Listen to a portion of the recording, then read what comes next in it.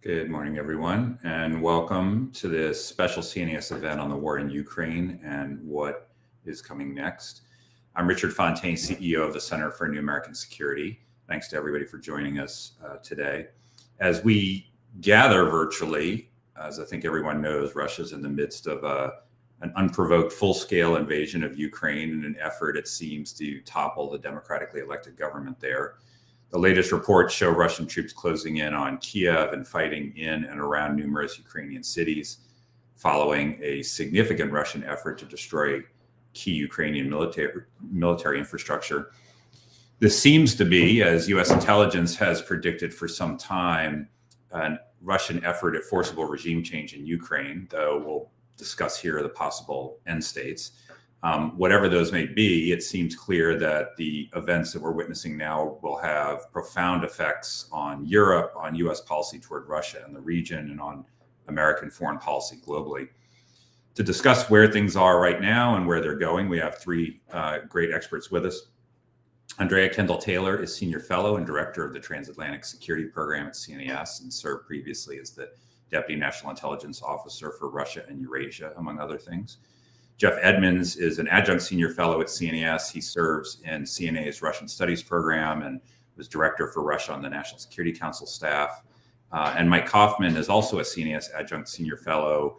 He's the Research Program Director in Russia Studies at CNA and is a specialist in the Russian Armed Forces. So I'm going to get the discussion started. If folks tuning in have questions, please put them in the Q&A box. We'll try to get to as many as we can.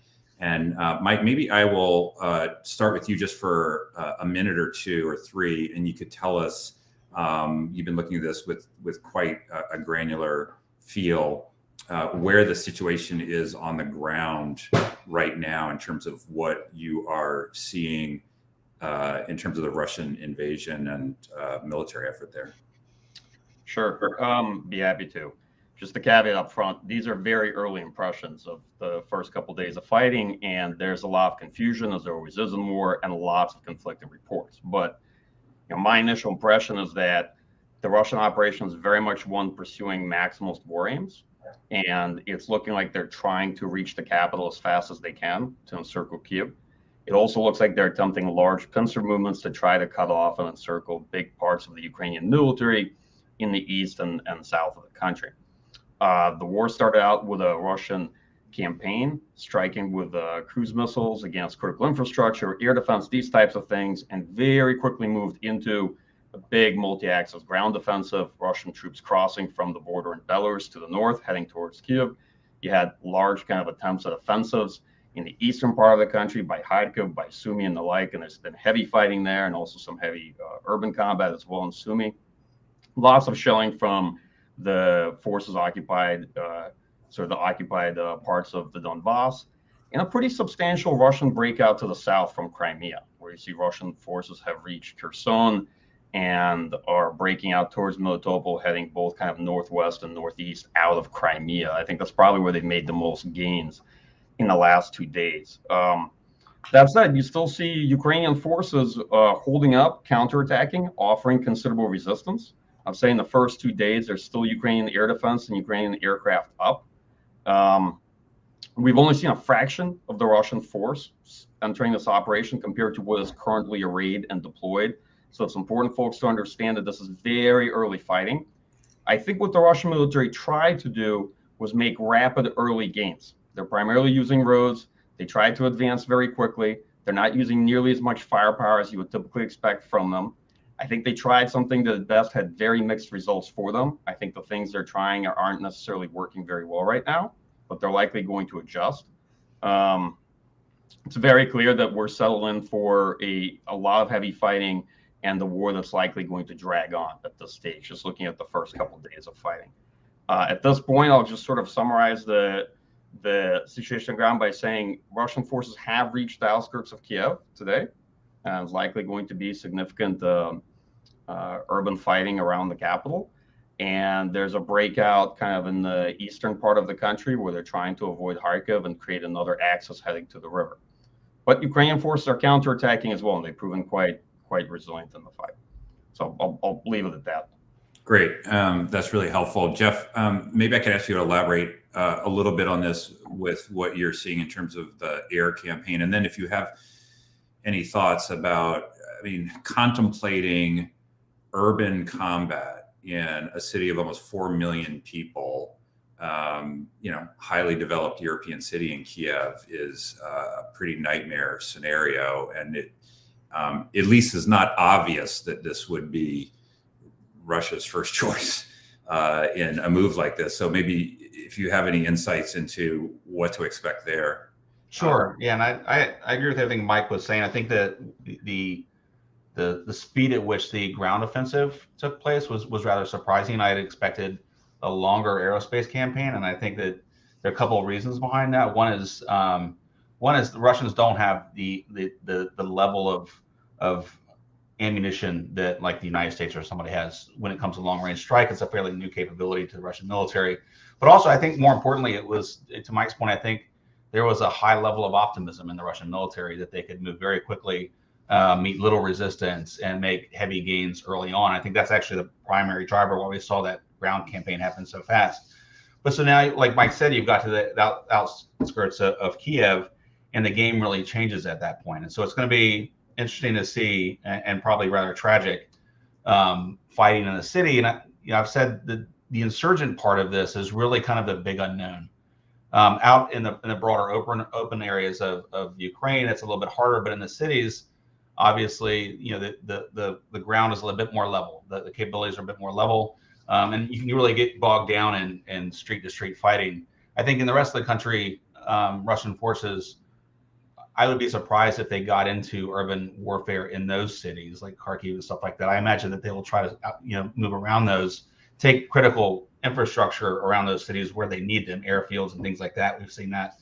But I think, in Kiev, if they want to, the Ukrainian leadership is proving rather resilient. So if the Russians want them to leave, I think they're going to have to actually physically make them leave. And that could potentially be pretty costly and drag this out a lot further, and just raise the political cost of this as well.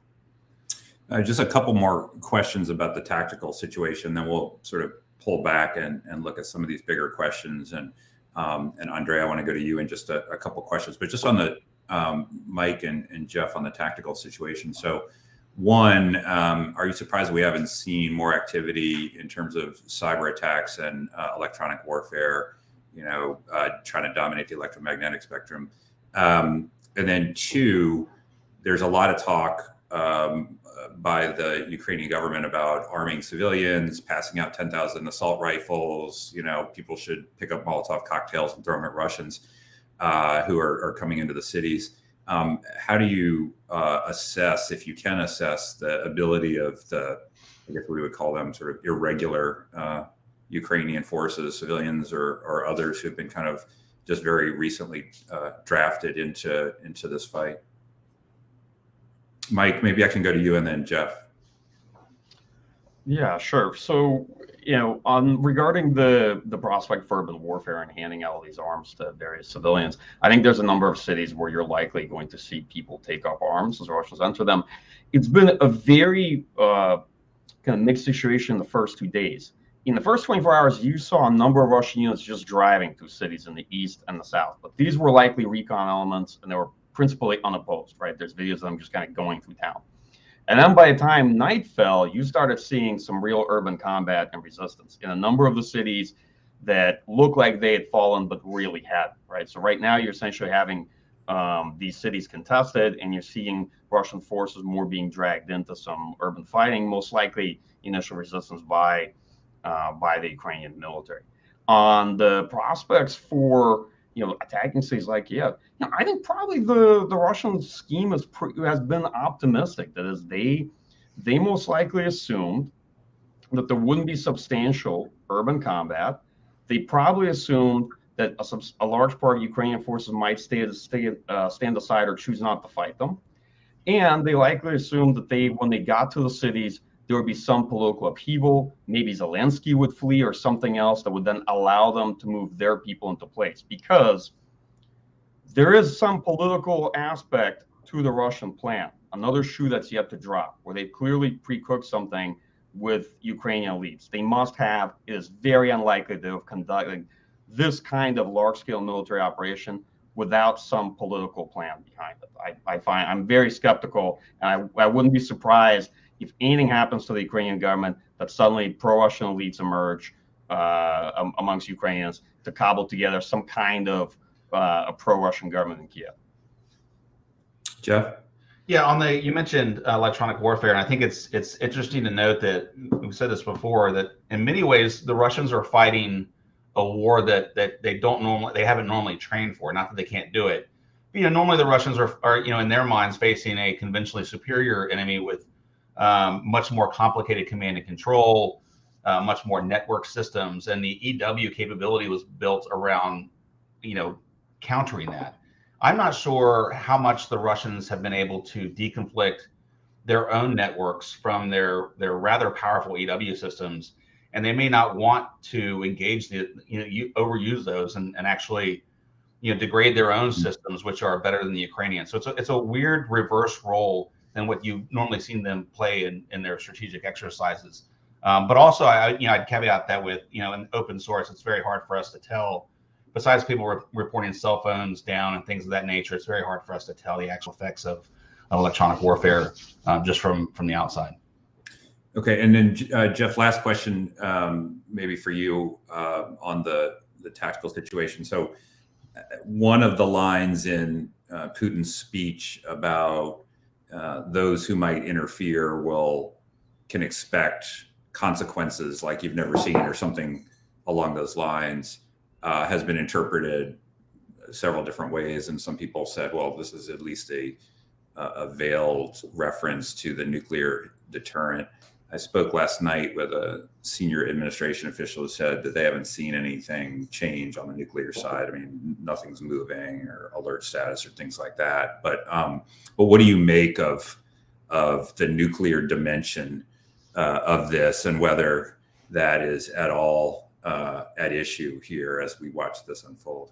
I think if the conflict stays inside Ukraine, I don't think we're going to see. I don't really think there's a threat of nuclear use. I mean, I think rhetorically he's trying to maintain escalation dominance there and just kind of threaten everybody else. If you get involved in this, there are all these consequences down the road, and that's the way he approaches these things. I guess I would be worried. I mean, in the framework of escalation management that the Russians have, nuclear weapons are further down the field, and I wouldn't be concerned about those unless this broke out into a wider U.S. NATO versus Russia fight. And then all of those things we've studied about Russian use of non-strategic nuclear weapons and all those things, that's when that would come into play. But I think we're pretty far away from that right now. Great. All right, Andrea, I'm going to bring you in for a few questions here now as we zoom out just a little bit and look at some of the broader implications and questions. So the big question I think that everybody seems to be trying to figure out is, well, to paraphrase what General Dave Petraeus said about Iraq, tell me how this ends. Because there was a debate about whether they were going to encircle Kiev and try to make demands and see if this government would meet those at the pain of, something, or whether they were going to go in and try to topple the government forcibly and install a puppet regime of sorts. Assuming that the latter now looks likelier, how does that stick? So let's say Viktor Yanukovych is the Russian pick or whoever to become the Ukrainian president. Unless the Russians are prepared to occupy Ukraine indefinitely, in which case they probably need a bigger force than they've got, and they invite an insurgency on our hands. No one knows this better than America, what it's like to try to occupy a country when that population doesn't want you to do it, or at least big portions of it. You incite an insurgency, or they go home. And what is the staying power of the regime they've put into place, given that they've turned the vast majority of the Ukrainian people against them in a very violent way? So tell me how this ends. I don't know. You just laid out the unknowns, all of the kind of costs, the potential miscalculation on Putin's end. I think it is really, really hard to understand what his end game is in this scenario. So obviously you talked about, and we've heard Mike and Jeff talk about the fact that most immediately it seems like they're going for Kiev to decapitate the government, install the pro-Russian regime. But your point, Richard, is so right. I mean, I think that's where the miscalculation from Putin comes from. I think we just heard him talk about today, telling Ukrainian soldiers the fate is in your own hands, and you need to get rid of this kind of neo-Nazi drug dealing government. And that's not his exact phrase, but it was something along those lines, where I think Putin really believes that if you could just decapitate the government, that there is more pro-Russian sentiment under the surface. And surely that will come out and lead to a more sustainable long-term solution if you can just get the right government at the top.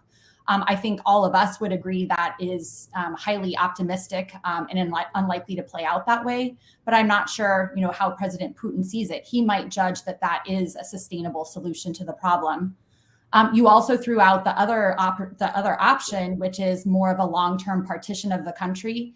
And I still think that is, highly plausible.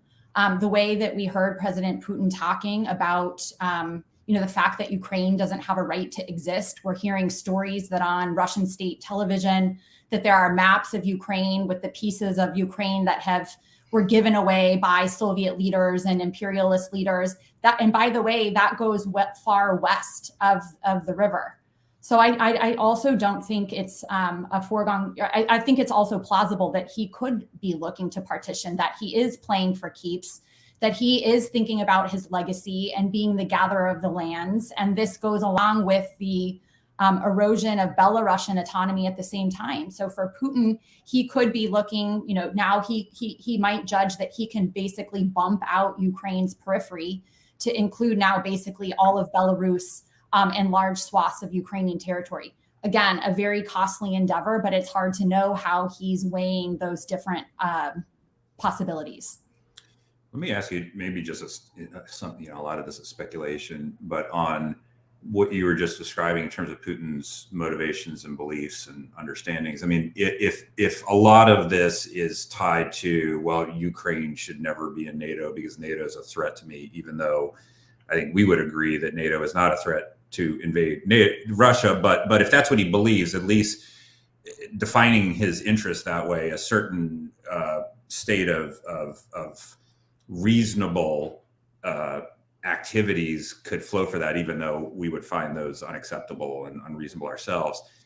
If, on the other hand, he really believes that the democratically elected Jewish president of Ukraine is a neo-Nazi and that they are riddled with drug addicts who are running the country and that they are actively committing genocide, if he believes any of that, as opposed to just saying those things because that's the public wash in order to build support for this military thing, it seems like we're kind of in bigger trouble, because then it's very hard to understand what the next step might be and how grounded in rationality that might be. So do you have a sense at all? I know this is speculation, but a sense of what the reality is here in terms of Russian decision making?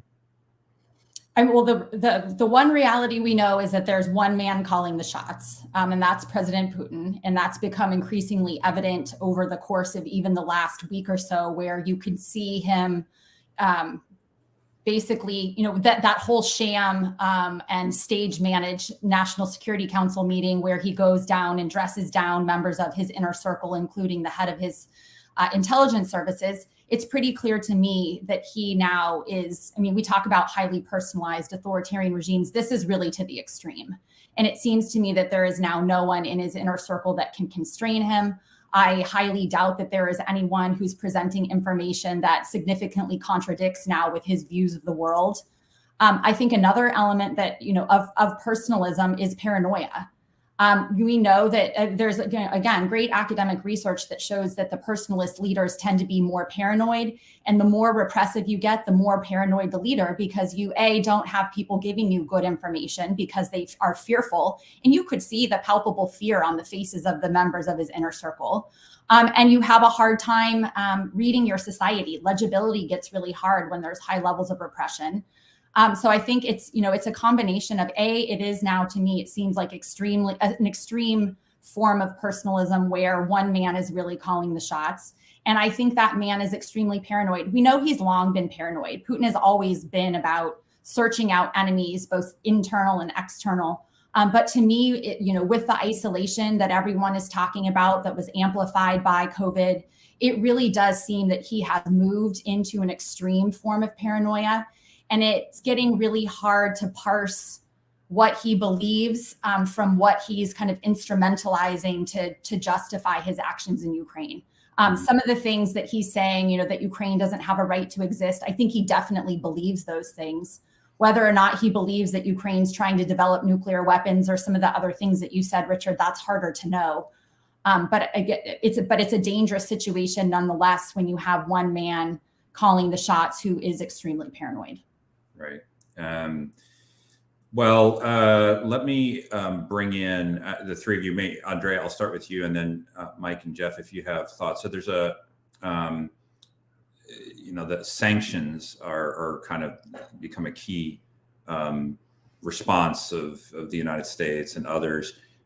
There's a question here from John in the audience about SWIFT and what the effectiveness of removing Russia's access to SWIFT is. It's kind of SWIFT seems to just in the past 48 hours have taken on almost a totemic sort of status where, there are these cries to, if you do one thing, kick them off SWIFT. Maybe Andrea, I can start with you. Would that matter at all to what we're seeing on the ground? And or would it matter in some other way? And what do you think we should do about SWIFT as opposed to all of the sanctions that have already been announced with respect to Russian banks and export controls? No, I don't think it would matter in the near term. I think it's fair to say that sanctions haven't shaped Putin's calculus in any way, shape, or form. The sanctions post 2014 obviously were not significant enough to avoid us being in the situation that we're in today.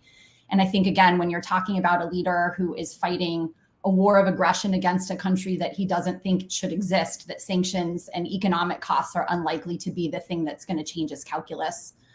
So I think then the point of the sanctions, and we heard this a little bit from President Biden, I guess it was yesterday, talking in a little bit of a longer term horizon. He talked about the fact that we shouldn't expect sanctions to work right away, that this was a longer term proposition.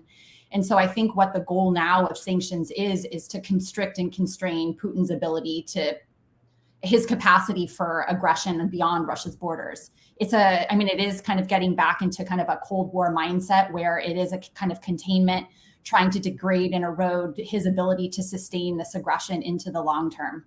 I think the SWIFT question, again, I'm not an economist and I've never worked, in Treasury or on sanctions directly.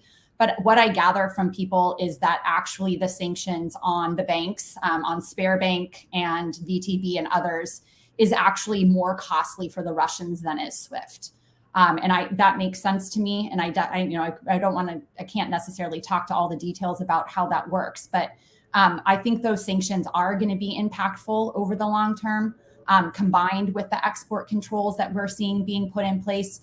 Those things, I think, do have the capacity to really constrain Russia's economy and ability to innovate in a way that I think can be useful, not necessarily in changing Putin's behavior. I don't think we're going to change Putin's behavior at this point after 22 years in power, but it can at least constrain his capacity for aggression, I think. Jeff, is that kind of now the underlying logic of the sanctions, which is we can impose a lot of sanctions, but it won't change anything for a long time.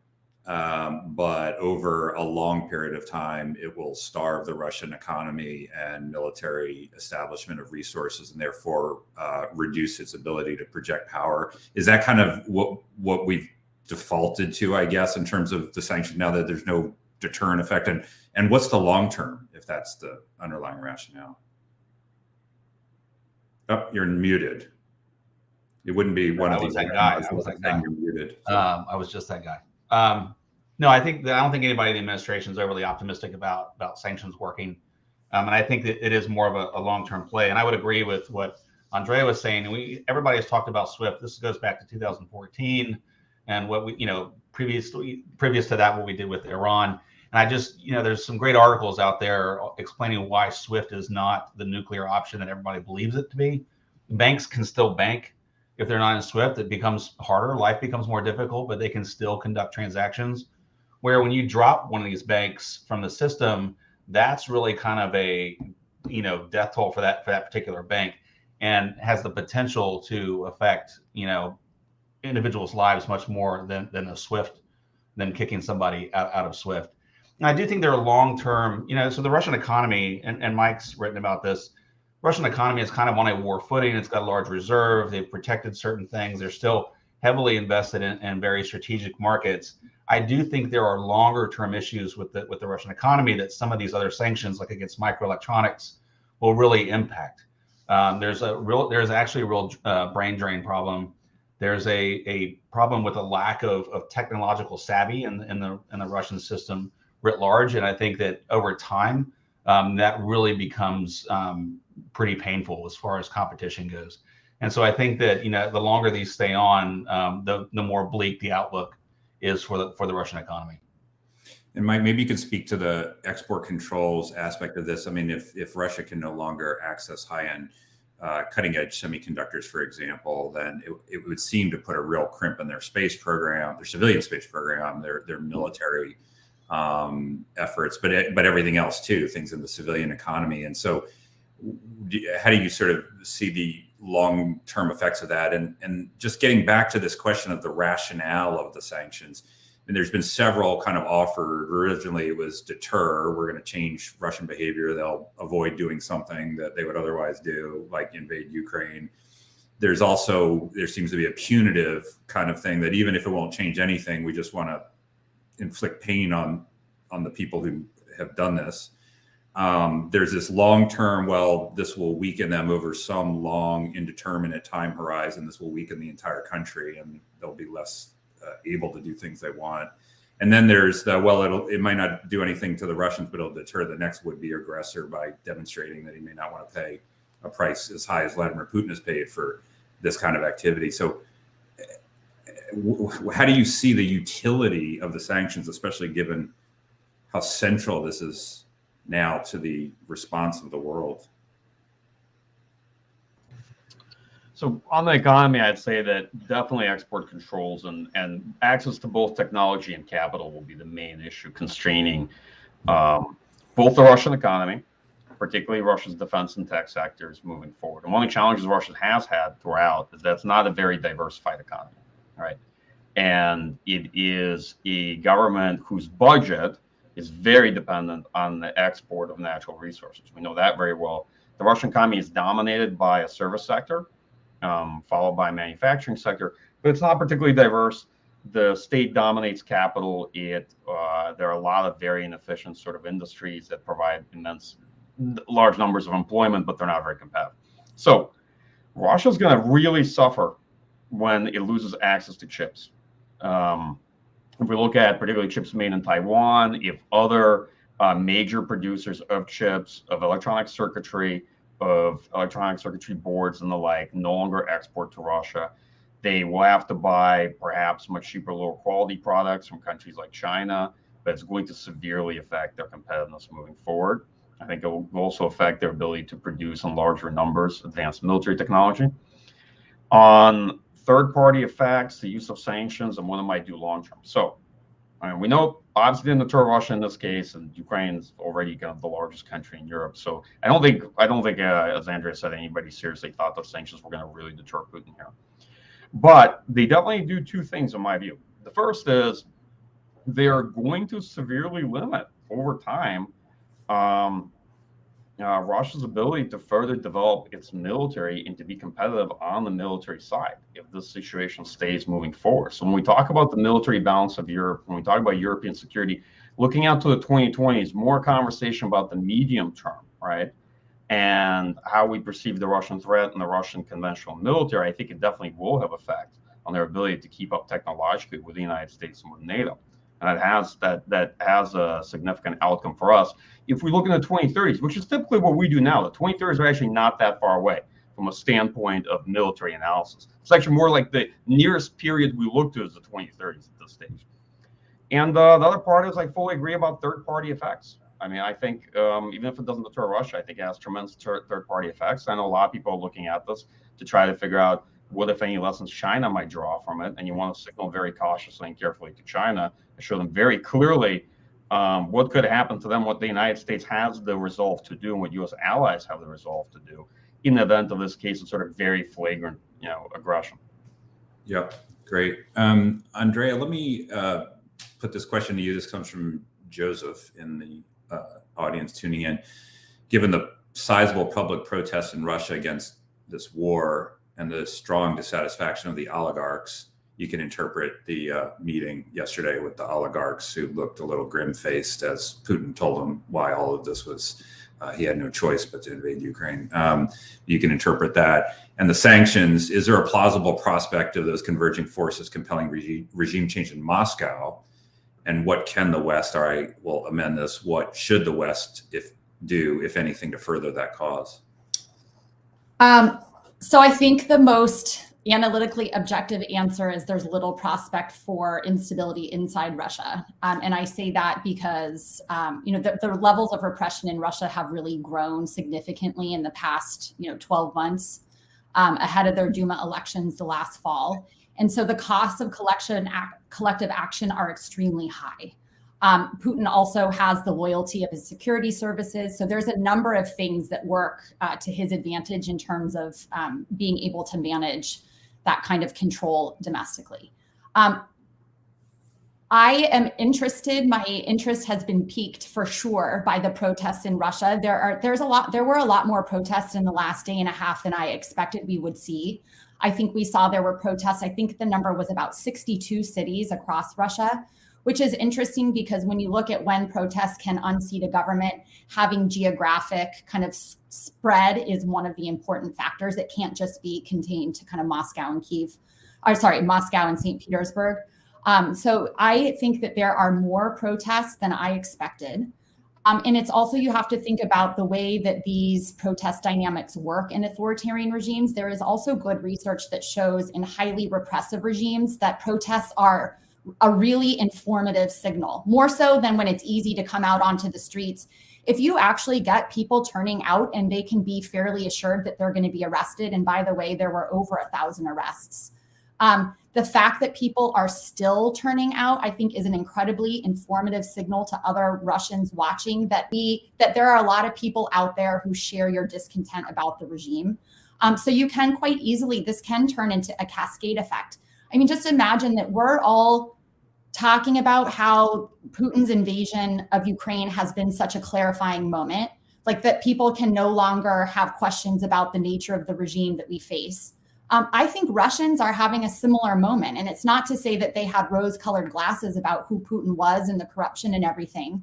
But when we, all three of us here have been talking to Russians about what they think was likely to happen, most Russians, including opposition figures who would like to take issue with what Putin's doing, could not believe that Russia would initiate an unprovoked war, right? That it was unfathomable that he would start a war of aggression.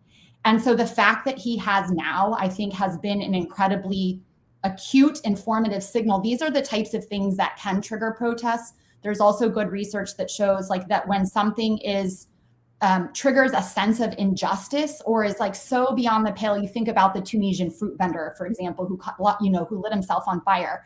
It's this sense of injustice that really can turn people out onto the street. So I think there's something interesting happening. It's worth watching. There's been actors and other celebrities who have signed letters. I think there's been some members of the elite, the children of the elite, who have kind of done some things to say this, this is Putin's war, it's not Russia's war. So I think there's a number of things that are interesting enough that merit our attention. I think it's more likely to be like a bottom-up something rather than the elite for some of the reasons that you were saying, Richard. Putin has so tied the fates of all of these individuals to him that I think they dare not defect. They all have a vested interest in seeing the Putin regime continue because that's how they continue to access the perks of power. So it seems unlikely to me that it would be like an overtly elite-led thing, but it doesn't mean that elite dynamics can't give space for the protests to take root eventually. So a long-winded answer to say, I don't think it's likely to happen in the near term, but I don't think we should discount it. And the thing we should all know from studying other authoritarian regimes is these things look very stable and secure until they are not. And so, I wouldn't, it's plausible. Great. maybe Jeff, I'll go to you with this one, but others, if you want to come in, please do. Ulrich has a question about negotiations between Moscow and Kiev. Is there any probability this will happen in a serious way? I'll just add for a little context that in the past 10 hours, 12 hours, something like that, the Russians in particular seem to be all over the place on negotiations. It's hard to see how much of this is real and not, but originally Dmitry Peskov came out and said, yeah, we're happy to talk about neutrality and demilitarization, and that would stop the war. And then Lavrov has said, well, the Russians have to stop fighting and then we'll talk, which doesn't seem to be a very good proposition. And now there's talk about meeting in Minsk with delegations to discuss neutrality, and Zelensky sort of seems to have flagged that possibility. But again, that would seem to be completely incommensurate with a forcible regime change goal. So, Jeff, how do you see the prospect of a negotiated end to this? I don't think the prospects are particularly good.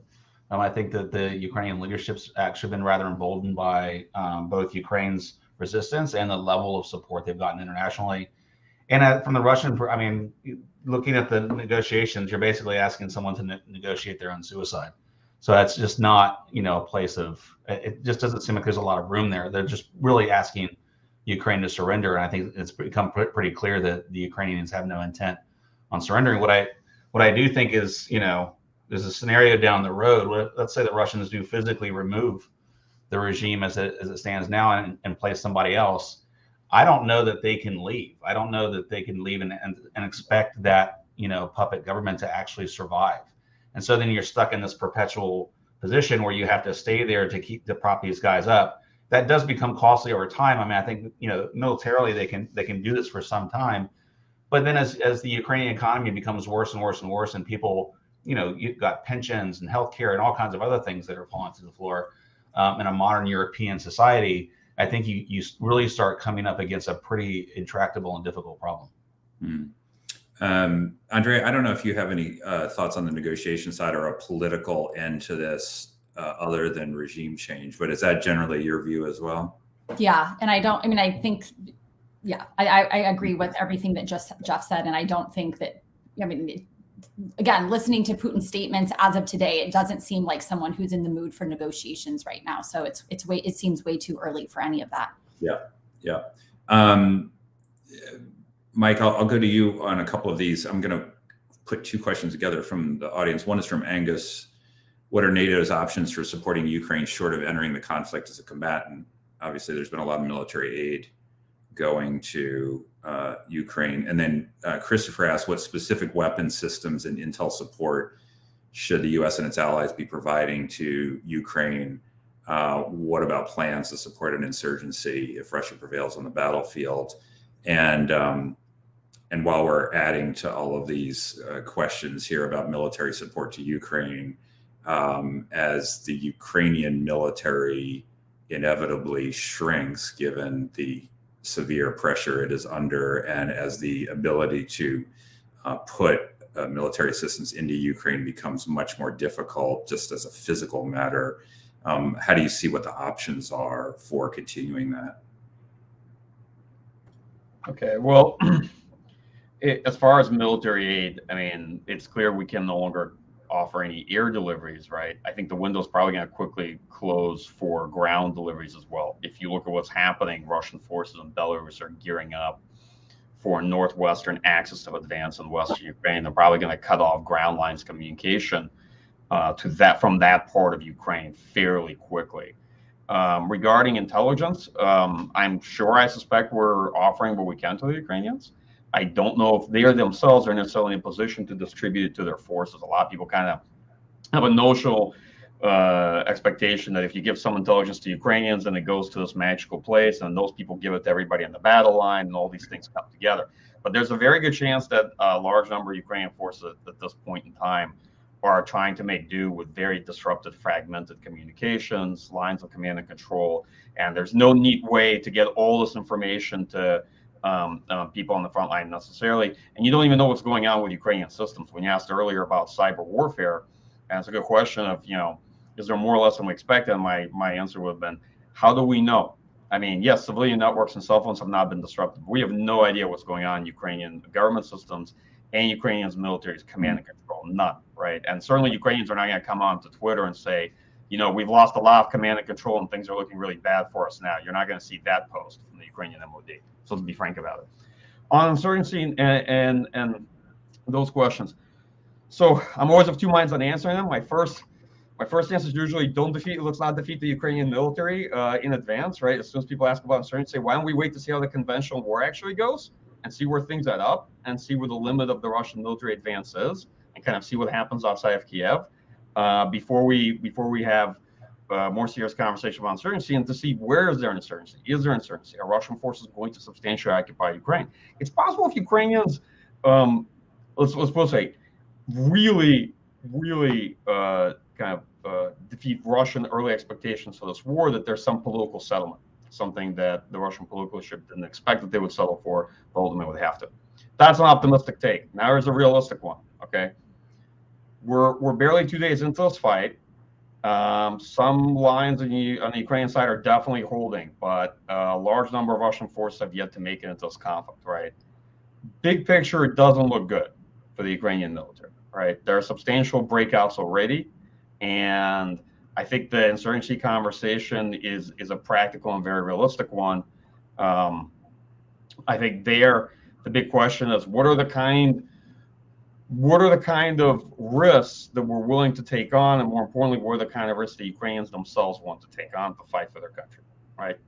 Like we know what effects insurgencies have on cities. We know what effects insurgencies have on regions, and we know the effect insurgencies have, particularly on developed countries and the like. Meaning there will be substantial costs. There's nothing more costly than urban warfare and urban insurgency when it comes to destruction, civilian casualties, and loss of life and whatnot. So I'm afraid these are a very unsatisfactory answer, right? But I think from my honest view is we have to wait and see. It's very early into this conflict, right? And people have.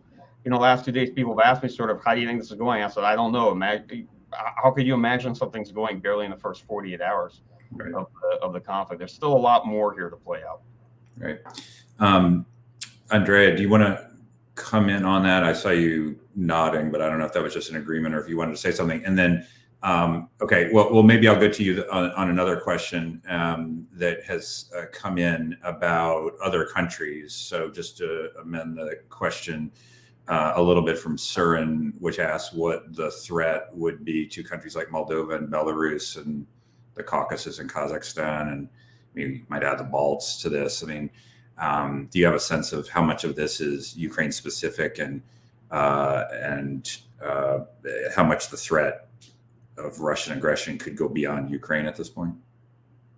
So my sense is this is pretty Ukraine specific at this point, but also lumping on the Belarus piece and kind of recognizing all of the erosion of Belarusian autonomy at the same time. But it does to me seem like this is fairly specifically targeted at Ukraine. But I think, the spillover question is a real one. And we've talked about, Mike talked about how things, or maybe he didn't talk about it just now. We've talked about it a lot of times about how conflict could spill over. A lot of this fighting, there are Ukrainian forces that are quite close to the borders of NATO member states. We've talked about, it's obvious that if there's a cyber warfare that does kind of, that's not likely to stay contained to Ukraine. And so could that spill over and affect critical infrastructure in NATO member states? If it is an insurgency and some of the insurgents, and we're using Poland, for example, to equip the insurgency, does Russia decide to strike into Poland to take out those supply lines? So there's a lot of very live questions about how this could spill over and influence NATO member states. But I think in terms of broader region, the allies, I think, are doing a really great job in terms of strengthening the eastern flank and trying to signal very clearly the seriousness with which NATO will defend its territory so that President Putin doesn't have any questions about resolve within the alliance. So that seems fairly clear to me. So I think, that there is a risk, obviously inadvertent spillover, intentional testing of Article 5, but that seems like those are lower risks. And to me, at this point, it does still seem like it's fairly focused. I guess the last point, too, is the importance of response. this has been a pattern of Russian behavior. 2008 with Georgia, 2015 attack on our election, 2016, and here we are. So although we're talking about Ukraine today, I think if this response isn't sufficiently strong, that could, in time lead to Putin to overestimate his abilities, and the cycle could continue if we don't kind of put an end to the cycle now.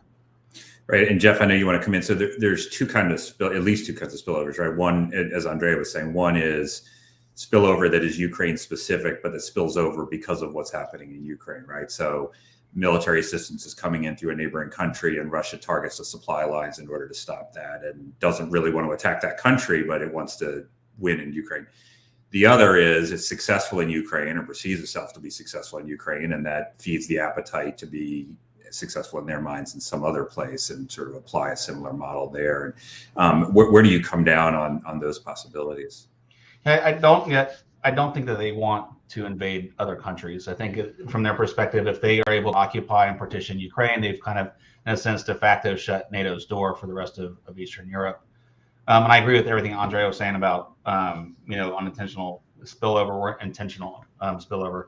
But I do think one scenario is that if we create an existential problem in Moscow through some kind of sanction or something else, and the Russian regime actually perceives that they're in danger, I do think there's a real chance that they would intentionally escalate the conflict and expand it.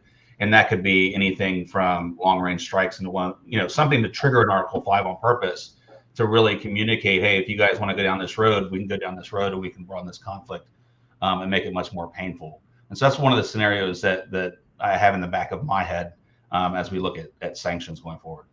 Would you therefore draw a pretty sharp distinction between sanctions that are aimed at weakening Russia as an economy and as a military infrastructure, and a affirmative American policy of political change in Moscow, where we actually do try to, in whatever ways we can, support the counter Putin political entities there, so as to hasten the day to which he's no longer running? I mean, this, I guess, would feed precisely into the paranoid scenario that he's always dreamed exists, even though it could also be the case that we enact some kind of sanctions and we just don't anticipate the secondary and tertiary effects of these things, and it becomes, in a certain sense, unintentional.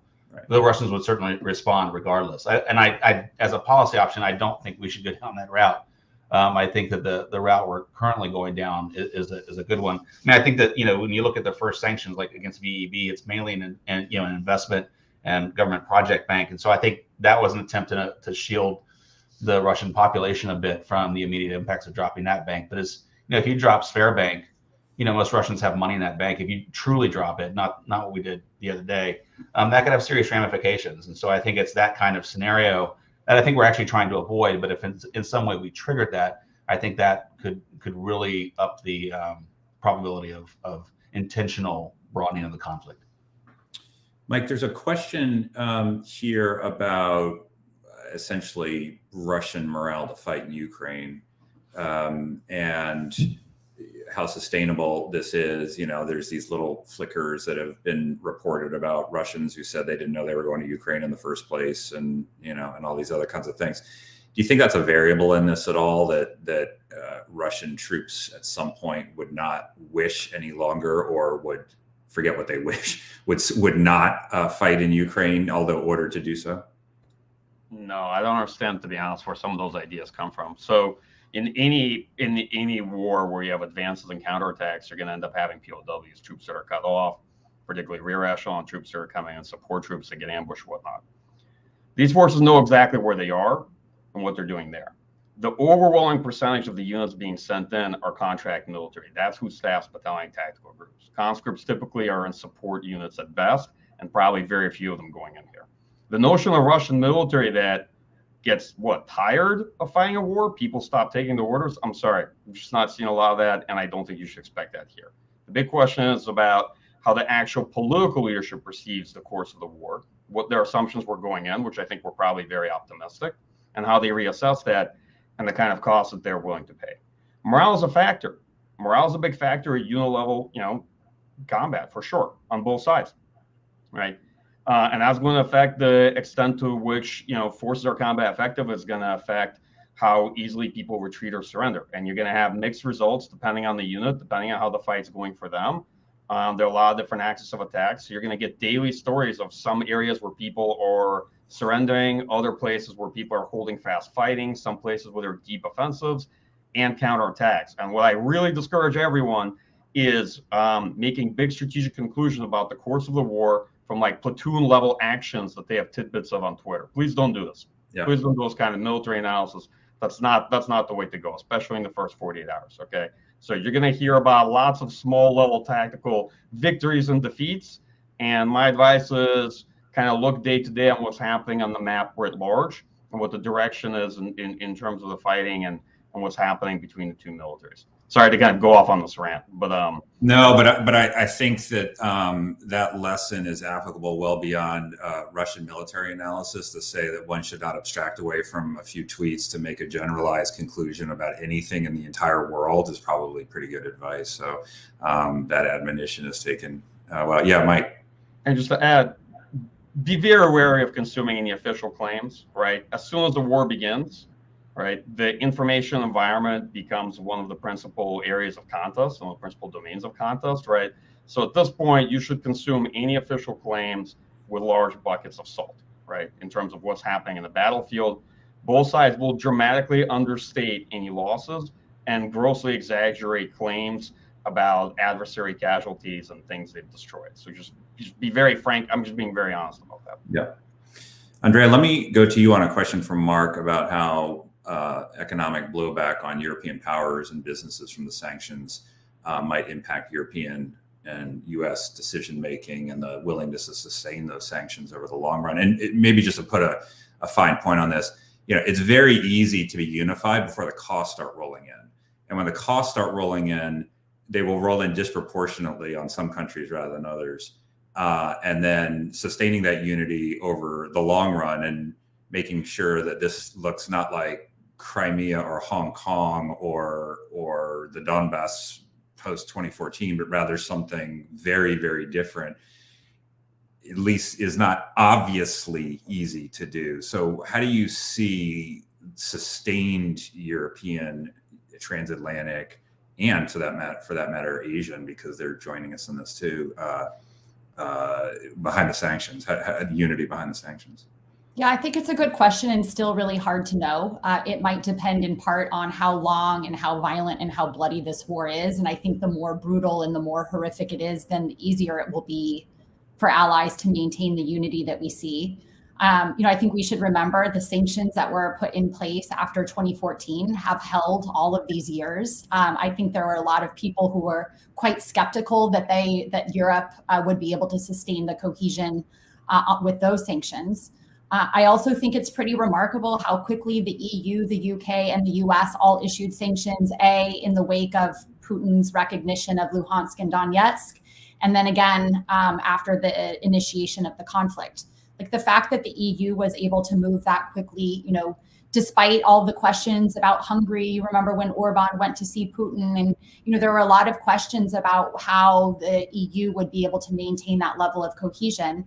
But when push came to shove, they were very quickly together in implementing those sanctions. So I think, regularly we've been surprised by the staying power of the European Union. And I guess I say that based on the 2014 sanctions.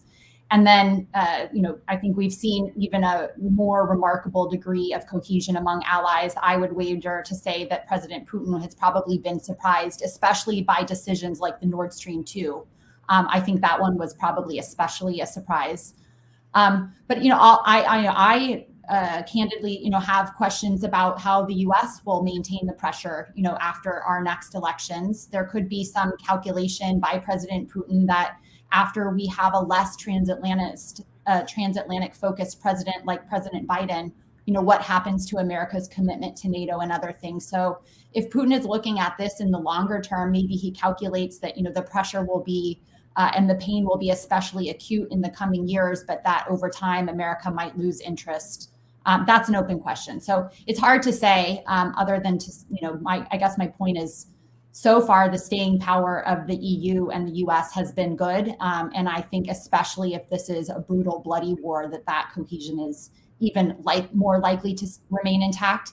And I think we're beginning, I guess last point I'll make is, in reference to the Nord Stream 2, that's a significant decision. And we've seen Chancellor Scholz say a lot of that is about because of the questions that they have about being that integrated and intertwined with an authoritarian country like Russia and like Putin's Russia. And so I think we might see the beginning of steps in Europe to try to mitigate their dependence and their exposure to Russia over time.